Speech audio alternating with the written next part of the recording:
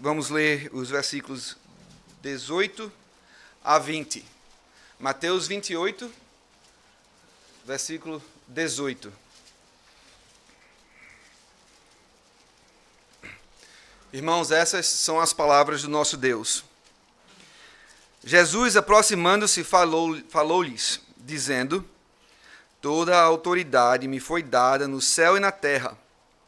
Ide, portanto, e fazei discípulos de todas as nações, batizando-os em nome do Pai, e do Filho, e do Espírito Santo, ensinando-os a guardar todas as coisas que vos tenho ordenado.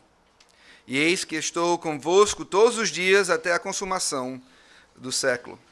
Essa é a palavra do nosso Senhor. Hoje de manhã nós começamos o estudo desse texto, e nós vimos que esse texto descreve a missão da igreja. Essa é a missão da igreja como instituição. Fazer discípulos de todas as nações. A missão da igreja não é alimentar o pobre. A missão da igreja não é promover justiça social. A missão da igreja como instituição é discipular todas as nações. E nós vimos que a missão da igreja é fundamentada na autoridade de Jesus Cristo, que foi declarada pela ressurreição. Nós também vimos que a missão da igreja é abrangente, que ela inclui o ensinamento de todas as coisas que nós aprendemos de Jesus Cristo. Não só para ensinar para as nações aprenderem, mas para as nações também fazerem, observaram as coisas que Jesus nos ensinou. Jesus Cristo não quer alunos só, não. Ele quer aqueles que vão fazer a sua palavra, viver a sua palavra. Nós também vimos que a missão da igreja é global, que é para discipular as nações, todas as etnias, todos os grupos étnicos. Não existe um lugar no mundo que a palavra de Deus não deve ser proclamada. E ao mesmo tempo, a igreja mundial é o maior número de cristãos que tem vivido no mesmo tempo. Nunca tem tido tanto cristão no mundo como hoje. E ainda tem mais de 6.000 etnias que nunca ouviram a palavra de Jesus. A missão da igreja vai durar até o retorno do Senhor. Como o Jesus disse, que Ele vai estar conosco até o final dos tempos.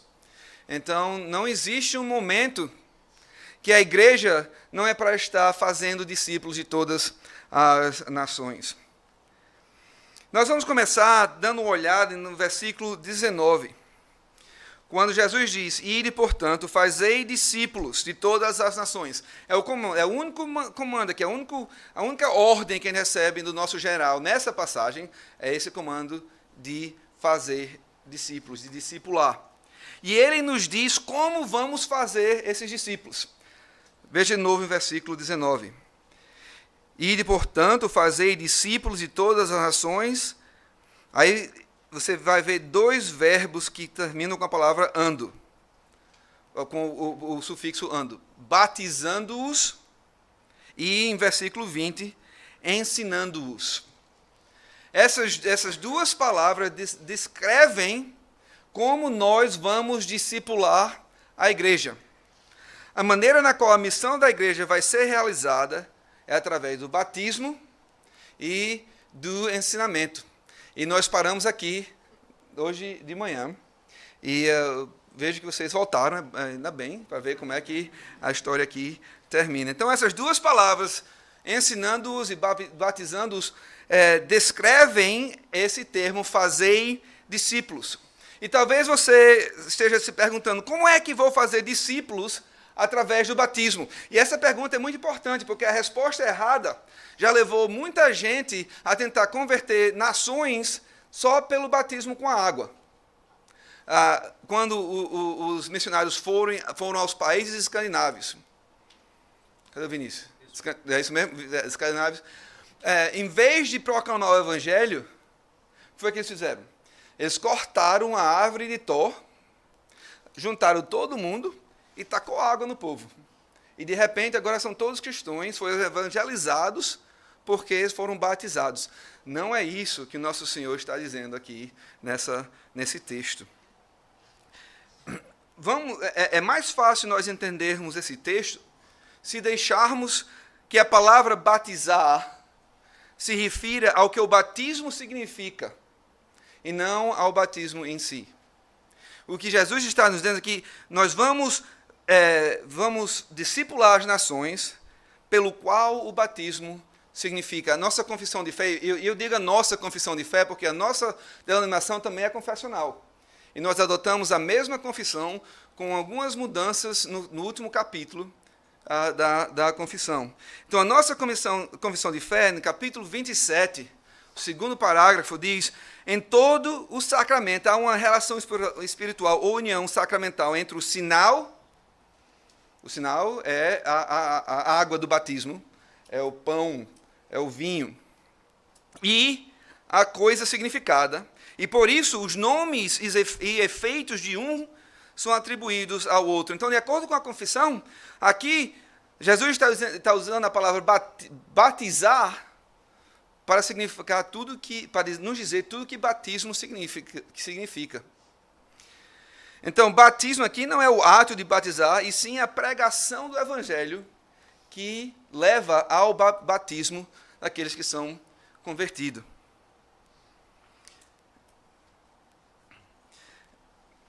Então, como é que nós vamos discipular as nações?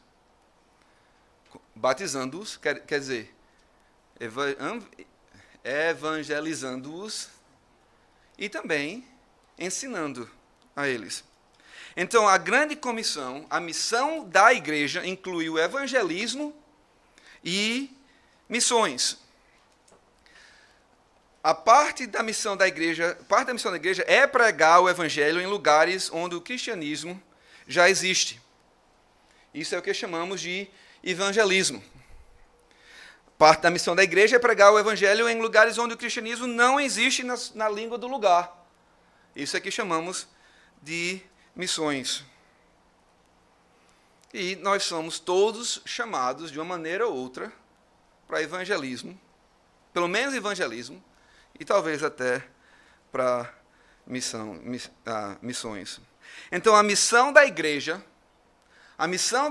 como instituição, não pode ser realizada sem a proclamação do evangelho.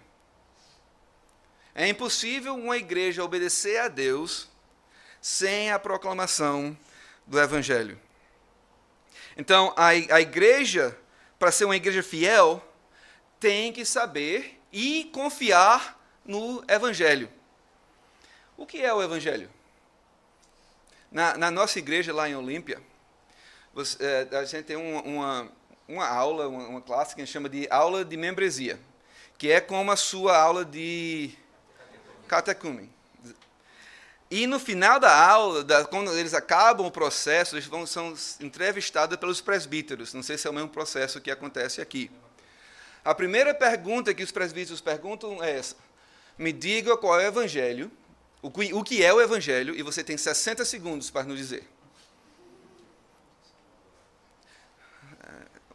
Então, é para poder a pessoa saber expressar a sua fé. Então, o que é o evangelho? Abra sua Bíblia aí para a primeira carta de Paulo aos Coríntios, capítulo 15, versículos 1 a 3.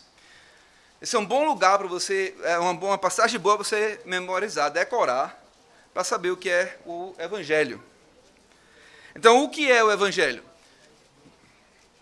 Veja, 1 Coríntios 15, 1 a 3. 1 Coríntios 15, 1 a 3. O apóstolo diz: irmãos, venho lembrar-vos o que o evangelho que vos anunciei, o qual recebestes e no qual ainda perseverais, por ele também sois salvos, se retiverdes a palavra tal como vou-la preguei, a menos que tenhais crido em vão.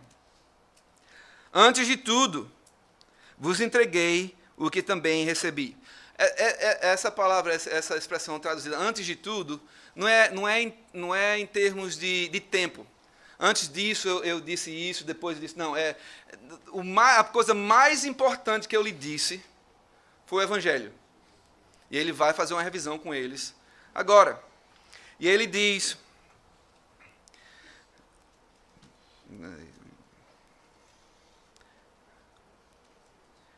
que Cristo morreu pelos nossos pecados, segundo as Escrituras, no versículo 3. Então, a primeira coisa que a gente tem que entender a respeito do Evangelho, sem a qual nós não podemos executar a missão da igreja, é que o Evangelho é centrado em Cristo. O Evangelho não é a sua história. O Evangelho não é como você era tão ruim e fez tantas coisas, matou 300 pessoas e foi salvo. Isso não é o Evangelho. Pode ser até uma história boa, mas o Evangelho é centrado em Cristo.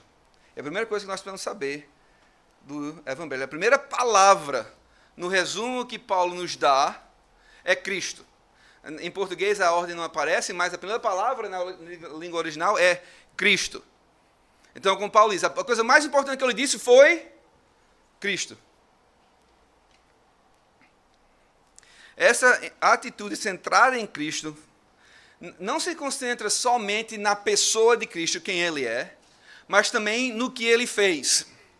A gente sempre pensa na cruz, como a nossa salvação, e nós temos que enfatizar a cruz. A gente também enfatiza a ressurreição.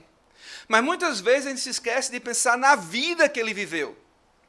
A nossa justiça, a justiça que a gente recebe de Deus, a justiça que é imputada a nós, é a justiça que nosso Senhor Jesus Cristo ganhou na vida de obediência, naqueles 30 anos, 33 anos que Ele viveu na terra.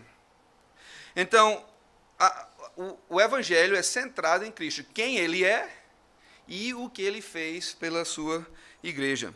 Então, como uma questão de primeira importância, Cristo morreu pelos nossos pecados. A missão da igreja é baseada num Evangelho que é centrado em Cristo. Não na gente, não em você e não em mim. Nós temos que ter a atitude de João Batista. Você lembra que foi que João Batista disse? Quando Jesus apareceu, ele disse muitas coisas, mas ele falou, traduzindo do inglês, eu tenho que diminuir para que ele aumente. Como é que é pastor, bem alto. Que ele cresça e eu diminua. Exatamente. Essa é a atitude da igreja. Que Cristo cresça. E que a gente desapareça. Está entendendo? O melhor sermão é aquele que o irmão nem se lembra quem pregou, mas que Cristo foi pregado. E o Evangelho é centrado nesse Cristo. E para nós, como igreja, terminar a missão que Deus nos deu, esse Evangelho tem que ser centrado em Cristo. Mas olhe, continua a ler lá e veja que o Evangelho também é histórico. Ele diz no capítulo 15 que Jesus foi visto por tantas pessoas e que ele foi visto pelos apóstolos, foi visto por Pedro, foi visto por 500 pessoas, foi visto por James, por Tiago. Então tem um aspecto histórico do Evangelho. E Paulo enfatiza isso. Paulo enfatiza os fatos históricos do enterro e da ressurreição. Contrário a outras religiões, a alegação central da fé cristã é que essas coisas realmente aconteceram. Em versículos 17 e 18, desse mesmo capítulo, Paulo diz que se Jesus não ressuscitou, nós somos o quê? Somos, literalmente, somos miseráveis. Nós não temos razão para acreditar, mas nós temos um Deus que é verdadeiro. E o Evangelho é realmente histórico, que aconteceu. Jesus viveu, morreu, voltou à vida e ascendeu aos céus. E hoje reina à direita do seu Pai, dando dons e dádivas à sua igreja. Então o Evangelho é centrado em Cristo, o Evangelho é histórico e o Evangelho é também teológico. Paulo, de novo, em capítulo 15, versículo 3, ele diz que Cristo morreu, essa é a parte histórica, mas ele fala alguma coisa teológica também, pelos nossos pecados. Então, ele não diz simplesmente que Jesus morreu, ele diz que Jesus morreu pelos nossos pecados. A cruz e a ressurreição não são simplesmente eventos históricos, eles são eventos históricos com um profundo peso teológico. E a igreja tem que expressar isso quando proclama o Evangelho. O Evangelho também é bíblico. Note, leia o capítulo, os primeiros versículos, e qual é o refrão? Qual é o refrão do Paulo? De acordo com as Escrituras. De acordo com as Escrituras. O Evangelho não é uma coisa que a gente inventou. E não deve ser nunca. Para a igreja poder executar a sua missão, tem que se lembrar que o Evangelho é bíblico. O Evangelho também é pessoal. É para cada pessoa. Cristo morreu pelos seus pecados. Ninguém pode acreditar por você. Não tem fé reserva, não. Você pode dizer, não, a fé do meu pai é suficiente para mim, a fé da minha mãe é suficiente para mim. O Evangelho ensina que a fé é pessoal, é sua. Se você não tiver fé, se você está aqui hoje à noite e não tiver fé em Jesus Cristo, você não tem esperança nessa vida, nem na vida que vai vir. E o Evangelho é universal. Não que todos vão ser salvos, mas é o mesmo Evangelho em todo lugar. Independente de cultura, independente de etnia. É o mesmo Evangelho. E por causa dessas coisas todas, o Evangelho só pode ser comunicado com palavras. Para a igreja, como instituição, executar a sua missão de discipular as nações, a igreja precisa usar palavras. Alguns anos atrás, teve uma controvérsia muito grande nos Estados Unidos entre dois homens. Um chamado Aaron Rodgers. O outro chamado Tim Tebow. Pessoas muito importantes. Sabe por quê? Eram dois quarterbacks, ou arremessadores, para dois times muito importantes da Liga de Futebol Americano. Aaron Rodgers é o arremessador para o Green Bay Packers. E na época, Tim Tebow era o arremessador para o Denver Broncos. E a mídia estava criticando Tim Tebow porque ele sempre falava de Cristo nas suas entrevistas. Ele sempre dava glória a Deus e sempre tentava pregar o Evangelho nas suas entrevistas. Então, o Aaron Rodgers começou a criticá-lo. E ele usou um ditado que é normalmente atribuído a Francisco de Assis. Ele disse, eu prego o Evangelho em todos os momentos. Se necessário, eu uso palavras. Muito piedoso, né? Uma coisa boa. É errado. Você não consegue pregar o Evangelho sem palavras. A sua vida pode ser uma vida bonita, pode ser uma vida piedosa, pode ser uma vida que seja atrativa, mas a sua vida não é o Evangelho. O Evangelho é a verdade que Cristo morreu pelos nossos pecados. A não ser que isso esteja escrito na sua camisa, na sua vida, não vai poder dizer isso. Então nós, como igreja, precisamos saber o que é o Evangelho para poder executar a missão que Deus nos deu. Porque parte daquela missão é evangelismo.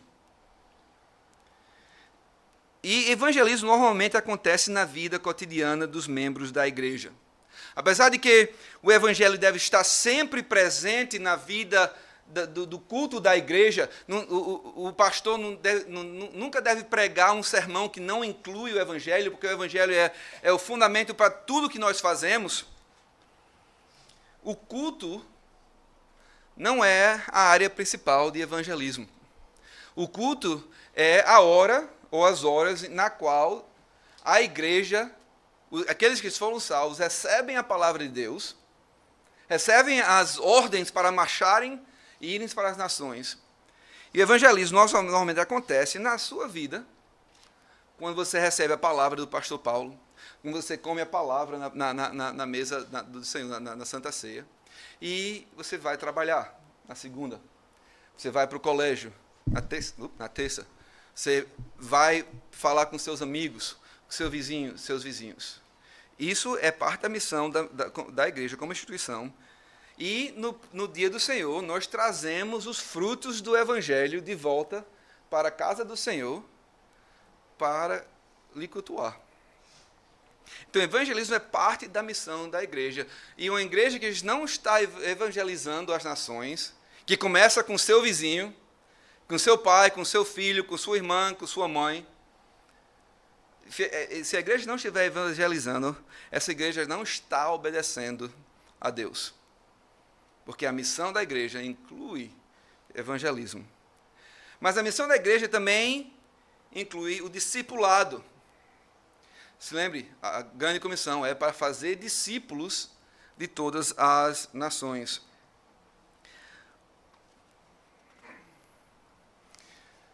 Como é que nós fazemos isso? Começa com o pastor e com os presbíteros. O pastor e os presbíteros foram dados à igreja para equipar os santos. Abra sua Bíblia para Efésios capítulo 4.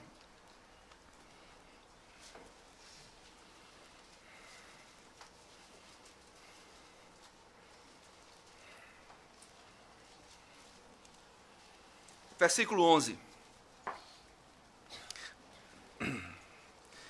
Versículo 11 e 12 diz: E ele mesmo, Cristo, isso aqui é Cristo, ele mesmo concedeu uns para apóstolos, outros para profetas. Nós já sabemos que esses dois ofícios eram parte do alicerce da igreja. Efésios 2:20 nos diz isso.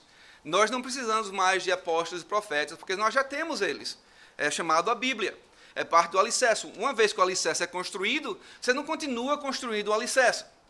A casa ia ser muito feia, né? Se ela fosse só alicerce, não tivesse parede, não tivesse janela, não tivesse telhado. Então, o Deus deu apóstolos, deu profetas para uma fase da igreja, e agora nós estamos construindo. Então, ele deu outros presentes, outras dádivas, outros dons. Evangelistas, a gente lê nas epístolas pastorais, que o ofício do evangelista foi, como ofício, agora é do pastor e do presbítero, mas tem o ofício, não sei se essa expressão existe, mas eu vou tentar de qualquer jeito. Tem o ofício perpétuo do pastor-mestre. E o pastor-mestre é a mesma pessoa. Não são dois ofícios diferentes, não. Pastor e mestre, é o mesmo ofício. Ofício permanente, obrigado. Temporário e permanente. O ofício permanente do pastor mestre. E quando você olha como essa palavra pastor é usada na Bíblia, não é só pastor Paulo, pastor Douglas. Essa palavra pastor também inclui os presbíteros. Por exemplo, em Atos 20, Paulo está voltando para Jerusalém. Ele pensa que vai morrer. Ele pensa que é a última viagem dele. Aí ele chega em Melito? Tá. E convida os presbíteros, chama os presbíteros, e diz lá, os presbíteros da igreja vêm falar com ele. E o que é que ele disse para os presbíteros? Para os presbíteros, pastorei a igreja do Senhor. Então, os seus pastores e os seus presbíteros são presentes de Deus dados a você para ajudar a igreja a executar a sua missão. E o discipulado começa com eles. Uma igreja na qual o pastor e os presbíteros não estão envolvidos em discipulados é uma igreja que vai falhar. É uma igreja que não está saudável. Então, a melhor maneira dos seus presbíteros e dos seus pastores lhe amar é na pregação da palavra e no discipulado. Vamos continuar aqui em Efésios 4. Então, e outros pastores e mestres, para quê? Com vistas ao aperfeiçoamento dos santos para o desempenho do seu serviço, para a edificação do corpo de Cristo. Então, para a igreja poder executar a sua missão, pastores e presbíteros precisam estar envolvidos no discipulado, de fazer discípulos de todas as nações. Mas não só isso, do pastor e presbítero vai para todos os membros da igreja. Veja versículo 13 do mesmo capítulo. Até que todos cheguemos à unidade da fé. Então, eles equipam a todos os membros da igreja, para que os membros da igreja cheguem juntos à unidade da fé, e como continua aqui, no pleno conhecimento do Filho de Jesus, e cresçam na plenitude de Cristo, fazendo o trabalho do ministério. Sim, fazendo o trabalho dos uns aos outros. Começa com o pastor e os presbíteros, continua com os membros da igreja, mas não para ali não, continua em casa. Fazer discípulos das nações também continua em casa. No capítulo 6 de Efésios, versículo 4, diz: E vós, pais, não provoqueis vossos filhos a ira, mas criai-os na disciplina e na admoestação do Senhor. Então, não é só o pastor que é um discipulador, não são só os presbíteros que são discipuladores, mas cada pai, cada mãe é um discipulador também, se a igreja vai concluir, vai completar a missão que Jesus deu a ela. E o processo de fazer discípulos não é limitado ao seu grupo social ou à sua geração. Não sei se é a mesma coisa aqui, mas nos Estados Unidos, gente que é do mesmo tipo quer ficar junto. Então, se você é jovem, só quer ficar com jovem. Se você é de uma cor, só quer ir com o pessoal da mesma cor e tudo mais. E existe essa segregação na igreja. Mas quando a gente vê o que Paulo disse a Tito, no 2º capítulo da epístola, ele disse, não, discipulado não é só no seu próprio grupo, ele transcende a sua geração, seus grupos sociais, e o velho, e você pode decidir se é velho ou novo, o velho discipula o jovem, a mulher discipula a mulher mais nova, os homens mais experienciados, mais experientes, discipulam os homens mais jovens. E esse processo requer humildade. Então, se nós vamos executar a missão da igreja, nós temos que ser humildes. Essa ideia de ser discipulado. Se você for orgulhoso não é a palavra que você usa não, né? Orgulhoso dá certo? Se você for orgulhoso, assim, de uma maneira pecaminosa, você não vai querer ser discipulado. Você só vai querer mandar. Você vai só querer ensinar. Então, esse processo requer humildade.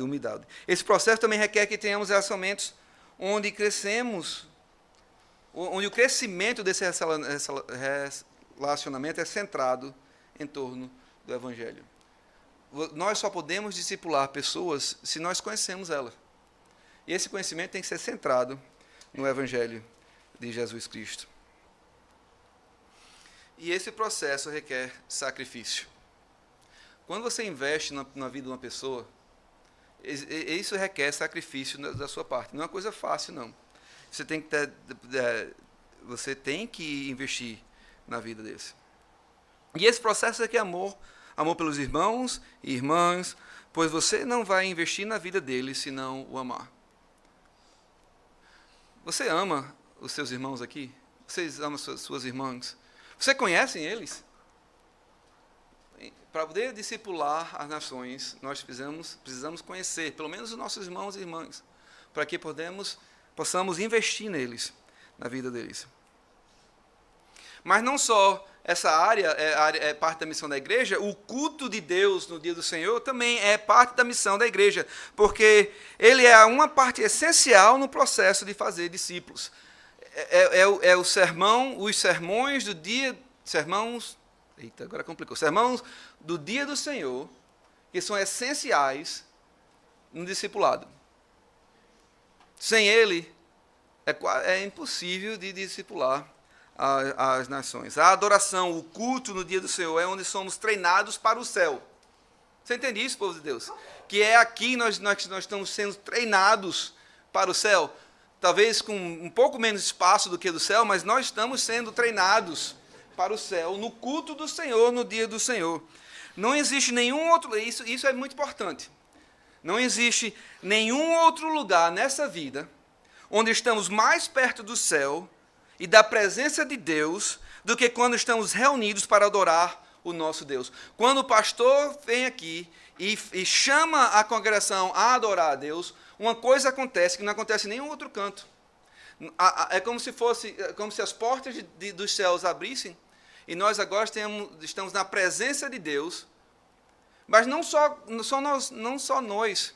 Por causa da nossa união com Cristo, nós também estamos juntos com os santos em Olímpia e com todos os santos que já viveram nessa terra. Então é um momento que não existe em nenhum outro momento da semana. E a pregação é parte disso. Então a pregação é parte da missão da igreja. Porque ela também é essencial no processo de discípulo. Você sabe que quando o pastor fala aqui, ele está falando as palavras de Deus, não só quando ele lê a Bíblia, mas quando ele prega, se ele for fiel às Escrituras, ele está falando a palavra de Deus. E ele prega para o povo de Deus. Apesar de que ele não vai ignorar aqueles que não são crentes, a sua atenção é virada para aqueles que já são o povo de Deus. E já que a pregação é muito importante para a missão da igreja, ela precisa ser entendível. Eu acho que eu também acabei de fazer essa palavra. Tem que ser de uma maneira que possa ser entendida pelo povo da igreja. Tem um teólogo suíço, na primeira metade do século XX, nos 1900, logo depois da Segunda Guerra Mundial e depois da Segunda Guerra Mundial, chamado Karl Barth. E se você tentar ler ele, é quase impossível entender o que ele diz.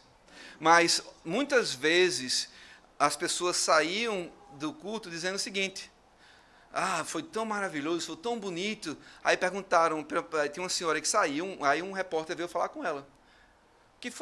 Como foi o culto, como foi o sermão? Foi maravilhoso, foi muito bonito, o sermão foi muito bonito. O que foi que ele pregou? Eu não tenho a menor ideia, mas foi muito bonito. Isso não vai ajudar a igreja a executar a sua missão. Né? O pastor prega de uma maneira que o povo de Deus consegue entender. E também, para ser parte dessa grande comissão, a pregação na igreja tem que ser bíblica. O pastor não está aqui para falar dele mesmo, ele não está aqui para contar histórias, ele está aqui para pregar o Novo e o Antigo Testamento. Se lembra o que é que Paulo disse aos presbíteros de Éfeso? Por que a consciência dele estava clara? Por que ele podia botar a cabeça no travesseiro à noite e dormir? Porque ele disse que eu preguei todo o desígnio de Deus. De Gênesis 1 a Apocalipse 22. E a pregação precisa ser tanto pública como também privada. E isso é a área de aconselhamento bíblico, que tem que ser parte também do ministério da igreja. Pelo menos o pastor e os presbíteros têm que estar envolvidos, mas, se Deus quiser, outras pessoas também serão envolvidas. E a pregação é parte da missão da igreja, o aconselhamento bíblico é parte da missão da igreja, o evangelismo é parte da missão da igreja. E ministrando às crianças também é parte da missão da igreja. Vamos discipular as nações, mas vamos começar com nossos filhos, porque eles também são parte da nação. Vocês entendem, né, que as crianças que são batizadas são membros da igreja. Toda criança que é batizada, ela é membro da igreja. O apóstolo Paulo se dirige a elas diretamente. Então, nós devemos também fazer isso. Na carta aos Efésios, Paulo diz que ele está escrevendo para os santos em Éfeso, em capítulo 1, versículo 1. Aos santos que estão em Éfeso. Aí ele começa a falar aos santos, a carta é aos santos. Aí ele fala das glórias do céu, das glórias É isso aí. Da graça de Deus no capítulo 2 e tudo mais. Aí chega no capítulo 5, continuando falando com os santos, ele fala com os maridos, as esposas. E qual é o próximo grupo de santo que ele fala? As crianças. Então, as crianças são membros da igreja. Aquelas que foram batizadas são membros da igreja. Então, quando um pai ou uma mãe recusa o batismo de uma criança, é uma coisa muito séria. Porque aquele pai, aquela mãe está dizendo que não, que minha criança não vai ser discípulo de Jesus. Não vai ser membro da igreja. Paulo faz a mesma coisa na carta aos Colossenses. Na carta a 1 Coríntios, ele explicitamente chama as crianças que tem pelo menos um pai crente, a mãe ou o pai, de quê? De santo. E Paulo não estava inventando nada de novo, não. Jesus já tinha feito isso. Pelo menos 2 vezes durante o seu ministério, Jesus falou do lugar dos filhos dos crentes no seu reino. Uma vez ele estava em Cafarnaum e outra vez ele estava em Pérea. Por que esses 2 lugares são importantes saber que eram nesses lugares? Porque esses eram dentro do território de Israel. Esse era dentro do território que os judeus moravam. E você se lembra o que acontece, né? O que aconteceu, né? Os pais estavam trazendo as crianças para ser abençoadas por Jesus. E o que é que os discípulos fizeram? Não. Jesus não tem tempo para eles, não. Criança, você bota para fora. Criança fica lá atrás. Não, Jesus não tem tempo para eles, não. E o que é que Jesus fica todo alegre com eles, né? Rapaz, que bom você tá tomando conta da minha agenda, né? Me dando mais tempo. Não, ele condena a atitude dos discípulos e diz o quê? Que as crianças venham a mim. Né? E essas crianças eram todas crianças, se fossem homens, que tinham sido circuncidadas. Eram parte do pacto com Deus. Eram membros da igreja, da igreja judeia, vamos dizer assim, antes da vinda, da morte e ressurreição do nosso Senhor.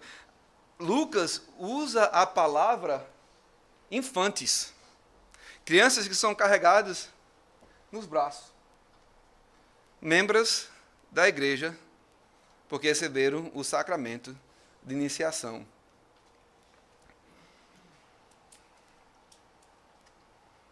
Então, como membros da igreja, elas devem ser discipuladas. A gente já viu em Efésios 6, capítulo 4. De novo, Paulo diz, e vós, pais. Não, porque pais aqui não é o geral, não é o pai e mãe, não. Pais são os pais. Você lembra hoje de manhã? Capitão, óbvio, né? Isso são os homens, os pais. Por que você acha que Paulo fala com os pais? Porque isso também é o dever da mãe também, né? Não é só do pai, mas ele fala com o pai. Por que você acha que é isso? Pensa um momento. O pai é a cabeça da casa. O pai é o que dá a direção para a casa. Né? E se ele se recusar a fazer isso, o que é que ele estava dizendo?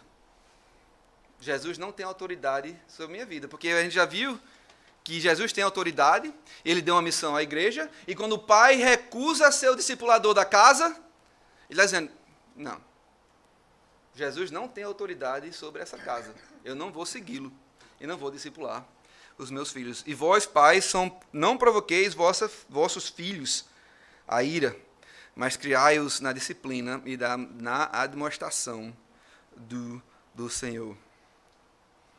Isso inclui muitas coisas que, por causa da hora, nós não vamos considerar. Só isso. Além de muitas outras coisas, essa ideia que nós somos para disciplinar e admoestar nossos filhos no Senhor, pelo menos, quer dizer isso. Nós mantemos a palavra do Senhor constantemente diante deles.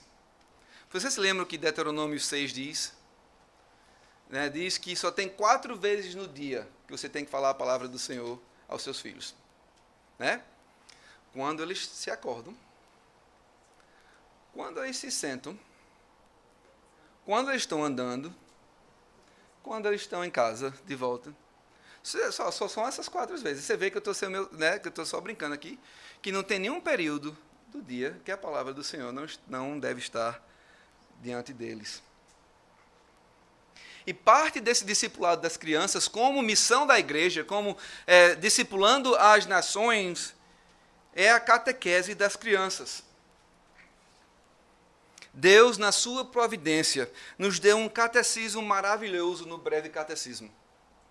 Não existe outro, fora da Bíblia, não existe outro documento tão usável, se for essa for a palavra, na instrução de crianças como o breve catecismo. Nós precisamos a isso. Quando nós não usamos ele para treinar nossas crianças, estamos desperdiçando um presente de Deus. Lá na nossa igreja em Olímpia, nós começamos a catequese oficial no mês de julho seguinte ao aniversário de 2 anos da criança. Então, eles entram na aula de catequese logo depois de 2 anos. Então, Silas teria começado a aula de catequese. Esté, quantos anos você tem? 3, 4, então já estaria na aula de catequese.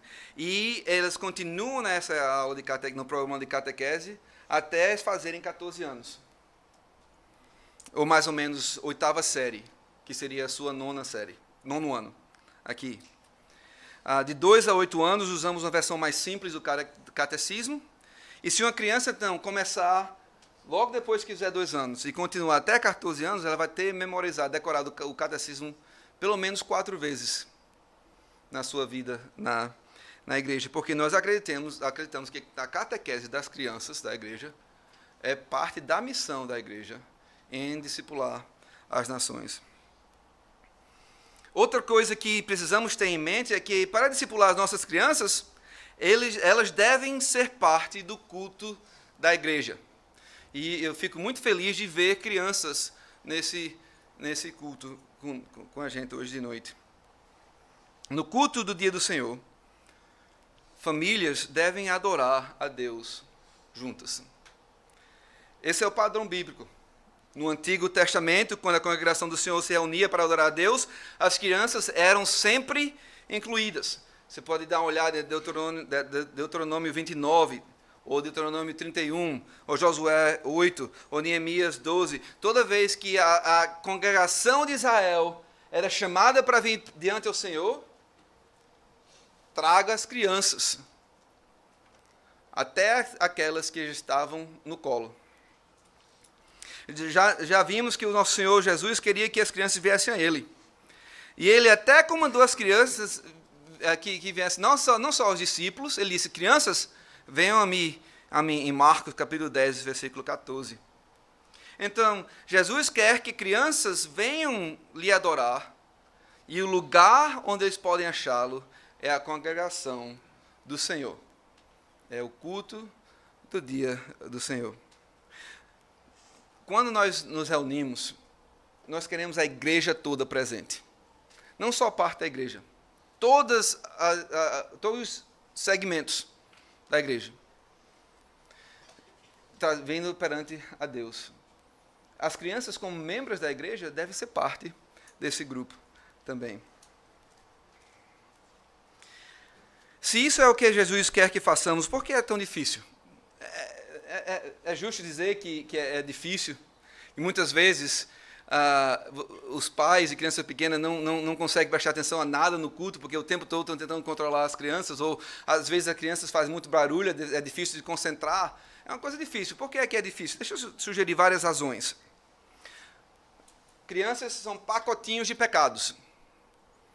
Até a criança mais bonitinha aqui é um pecador. Espero que não seja surpresa para vocês. Isso só é surpresa para aqueles que não têm crianças. Assim que você tem criança, você acredita na depravação total do ser humano. Então, é difícil porque crianças também são pecadores. Salmo 51 diz que em pecado me concebeu minha mãe. Essa é uma razão que é difícil, não é uma coisa fácil de fazer e não é tão aceita nas igrejas. Segunda razão, as crianças são pecadoras, quem mais é pecador? Os pais são pecadores, nós somos pecadores também. Nós não queremos lidar com eles. Você passa a semana toda com eles, chega na igreja, quer botar num quarto, numa sala lá atrás e ter uma folga também para não ter que lidar com eles, né? Mas tem mais, eu acho que também às vezes nós não acreditamos no que a Bíblia diz sobre o culto, sobre a pregação e sobre a regeneração. Não acreditamos no que a Bíblia diz a respeito do culto do dia do Senhor. Deixa eu perguntar a vocês, não precisa responder não, mas pense honestamente. Quantos de vocês realmente pensam que estar aqui nesse momento é a melhor coisa que poderiam estar fazendo com sua vida? Que não existe nada melhor que você poderia estar fazendo nesse momento do que estar na casa do Senhor, com o povo do Senhor. Quantos de vocês vieram hoje com a expectativa de provar um pouco do céu em adoração? Você veio hoje aqui pensando, eu vou para o culto da igreja e quando o pastor nos chamasse para adorar, vai ser assim, dando uma mordida no céu. Vai ser bom. Ou você realmente acha que isso é de importância vital para a sua sobrevivência como um filho de Deus? Vir ao culto do Senhor. Eu acho que a gente muitas vezes falha em acreditar na importância do culto no dia do Senhor. E por que não acreditamos que adorar o Senhor como um corpo, como o corpo de Cristo é de suprema importância e necessidade? Então também não pensamos que é importante que as crianças pequenas estejam presentes no culto das igrejas. Mas eu acho que também nós não cremos no que a Bíblia diz a respeito da pregação e da regeneração. Pense por um momento, você já ouviu argumentos por que crianças não devem ser incluídas no culto da igreja? O que eu ouço mais é esse. As crianças não entenderão o que está acontecendo. Por que está lá? Elas não vão entender mesmo, por que incluir elas no culto? Eu acho que é o argumento número 1. Dá tanto trabalho para nada. Deixa eu perguntar a você. Você entende o que está acontecendo simplesmente porque você é um adulto? É isso? Você entende a pregação porque a sua faculdade mental, seu poder de pensar é tão grande que você entende? É isso que acontece na pregação? A pregação é efetiva por causa de você? A Bíblia ensina que através da pregação da palavra, Deus nos dá um coração novo. Você nasce de novo. Mas não tem nada a ver com a sua compreensão e tudo a ver com a obra do Espírito de Deus. Você lembra o que é que Deus pede a Ezequiel fazer? Ezequiel, tem aqui um ministério para você. Vá para esse vale aqui, comece a pregar. Você acha que esses ossos secos, muito secos, vão conseguir se levantar?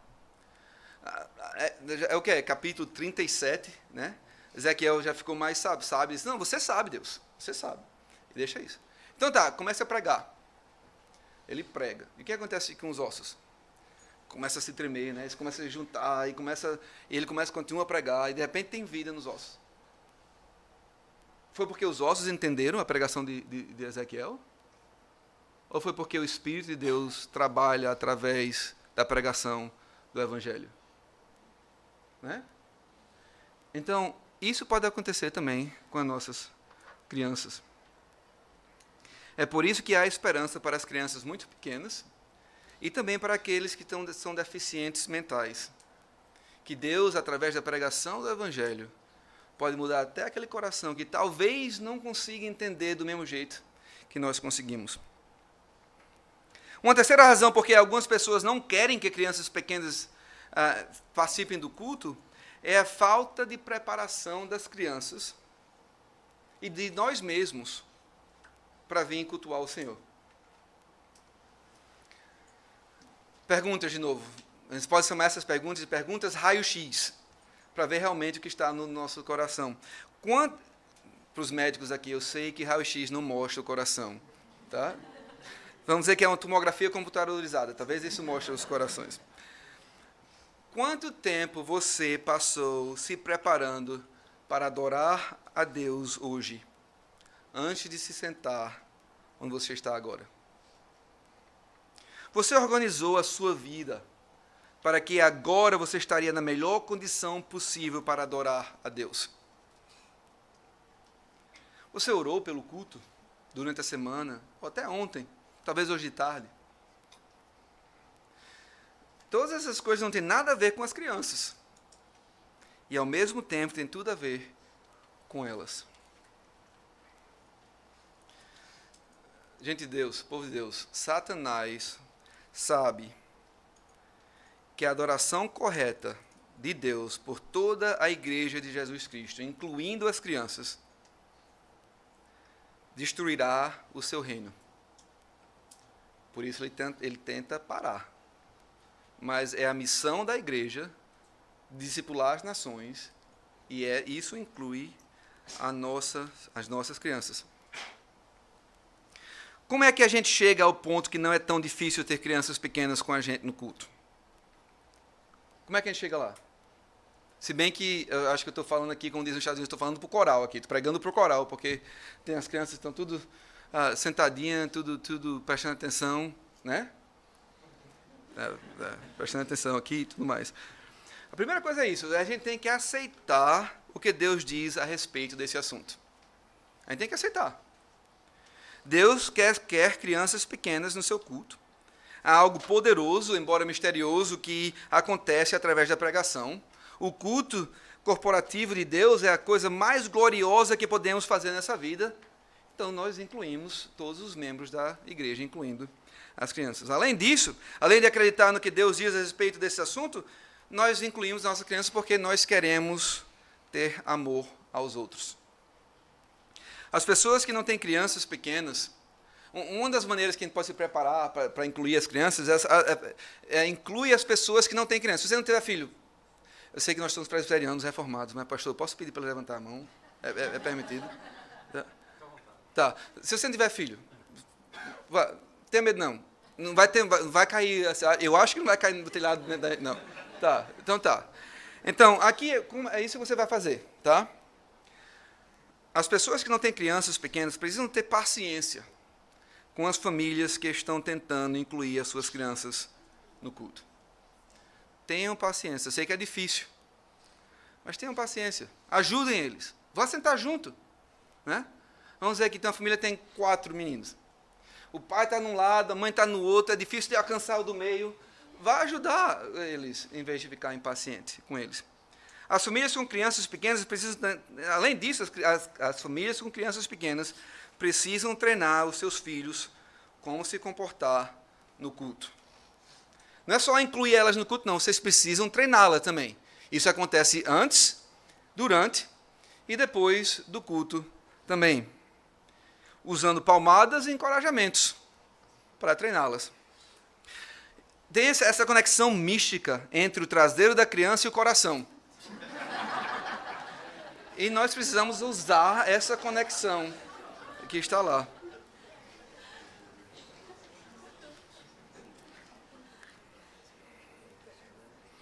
Então, famílias com crianças pequenas, treinem eles a adorar o seu Senhor. Dizer que seus filhos devem adorar com vocês no culto da igreja não é o mesmo que dizer que você deve permitir que eles sejam tão barulhentos quanto eles quiserem e façam o que quiserem. Você precisa treiná-los. O processo de ter filhos que são capazes de permanecer no culto sem muita distração não começa no domingo. Começa na segunda. Já esperando pelo culto do Senhor que está vindo. Se você não exige deles o comportamento em casa que eles têm que ter na igreja, eles não vão se comportar aqui. Pronto. Eu trabalhei por 7 anos como diretor de uma escola presbiteriana. E Juninho vinha e fazia uma coisa muito errada na escola. Aí o pai vinha e fazia, Juninho nunca fez isso em casa. Certo. Não. Os nossos filhos vão fazer aqui o que fazem em casa. Se vocês, como os pais, não treinam ele em casa, vai ser muito difícil treinar eles aqui. Então, esse treinamento para o domingo começa em casa. Começa em casa. Você, no seu culto doméstico? No culto doméstico. Se o seu padrão em casa não for o mesmo padrão em público, você realmente vai estar provocando os seus filhos à ira. E não é bom para você, e não é bom para eles, e não é bom para a igreja. Então, planeje sua oração, sua adoração. Planeje seu culto. Nós, como os pais, precisamos conversar com as nossas crianças sobre o que está acontecendo no culto. Uma maneira maravilhosa, eu prometo, em alguns minutos, vamos participar da Santa Ceia. E eu espero que muitas crianças não vão participar da Santa Ceia. Mas esse é um momento maravilhoso de explicar o Evangelho a seus filhos. Porque, pai, era parte da liturgia da Páscoa, não era? Pai, por que quem está fazendo isso? Filho, porque Jesus Cristo, Filho de Deus, morreu por nós. E filho, eu estou orando por você. Eu quero ver aquele dia em que você bota a sua fé em Jesus que morreu por nós. E nós precisamos, então, conversar com as nossas crianças sobre o que está acontecendo no culto, no dia anterior, até mesmo no carro a caminho da igreja. Mas se você e as suas famílias aqui foram a mesma coisa que as nossas famílias nos Estados Unidos, o que é que acontece no caminho da igreja? Um bocado de briga, né? Preparação para a adoração. Vem tudo brigando no carro. Aí chega, abre a porta, todo mundo bota um sorriso e entra na igreja. Ensinem aos seus filhos que é importante levar o que temos de melhor para a casa do Senhor, incluindo o nosso comportamento. De maneira bem prática. Antes do culto, levem eles para tomar o último gole de água, ir ao banheiro, fazer um lanchinho, para não ter nada para distrair durante o culto.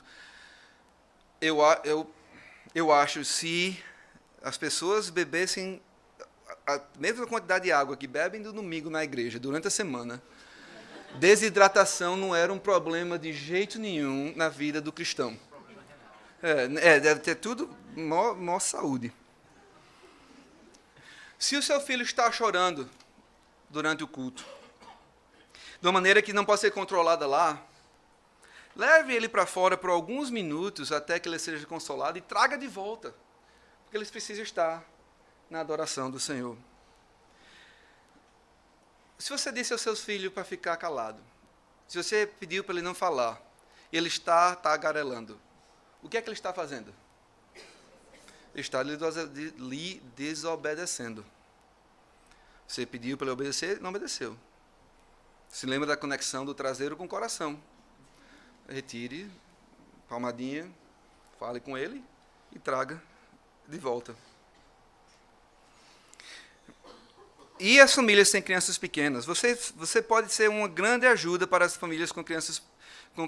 A família sem crianças pode ser uma grande ajuda para famílias com criança. Acima de tudo, seja paciente com eles, que estão tentando treinar seus filhos. Eu tenho quatro filhos, 2 meninas, 2 meninos. E nós passamos por esse processo de treinamento. A mãe mais velha agora tem 20, o meu mais novo tem 15. E nós passamos por esse processo. Por favor, seja pacientes com aqueles que estão treinando seus filhos. Eles já se sentem culpados o suficientes, sem ter que ter você condenando eles no seu treinamento. Tá? A nossa cultura considera a criança não uma bênção, mas um atropelo. Isso não pode ser a atitude na igreja. Se a nossa missão é discipular as nações, nossas crianças são o quê?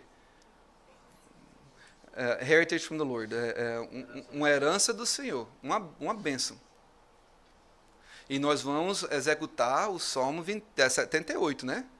Vamos receber o Evangelho dos nossos pais e passar para nossas crianças e para os nossos netos, bisnetos, até 1000 gerações, como parte da missão da igreja. A tirania do relógio. A tirania do relógio. Deus nos deu uma missão como igreja. E essa missão é nada mais e nada menos do que discipular as nações. Nós vamos fazer isso com o Evangelho de Jesus Cristo, com o discipulado dos membros da igreja, o discipulado das nossas crianças, a pregação no dia do Senhor, o aconselhamento durante a semana, pais treinando seus filhos, mães treinando seus filhos, e juntos, mão a mão, caminhando a direção do retorno de Jesus Cristo, quando os veremos face a face, ele dirá: "Well done, my good and faithful servant." Vinícius, bem estás, servo bom e fiel. Essas vão ser as palavras de Jesus para nós nesse aspecto. Espero que sejam. Muito obrigado.